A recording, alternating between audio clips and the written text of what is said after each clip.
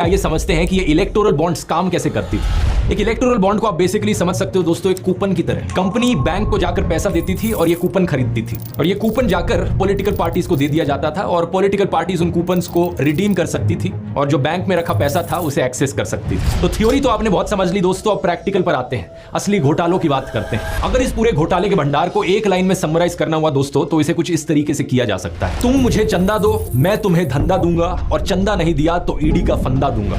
इन सभी घोटालों में 3 एंटिटीज इन्वॉल्व है। पहला पॉलिटिकल पार्टी जो सत्ता में है, दूसरा बड़ी बड़ी कंपनियां, और तीसरा आम जनता। इन तीनों के नीचे एक बक्सा रख देते हैं। पॉलिटिकल पार्टी के नीचे जो बक्सा रखा है वो चंदे का डिब्बा है, कंपनी के नीचे जो डब्बा है वो कंपनी के पैसे का डब्बा है, और तीसरा पब्लिक के नीचे जो डब्बा है जनता के पैसे का डब्बा है। अब सोचो, अगर सरकार जनता के डब्बे से पैसे निकालकर कंपनी के डब्बे में डाल दे, और रिटर्न में कंपनी अपने डब्बे से पैसे निकालकर पार्टी के डब्बे में डाल दे इलेक्टोरल बॉन्ड्स के जरिए, क्या आप इसे एक स्कैम कहोगे या नहीं कहोगे? ऑब्वियसली एक घोटाला है।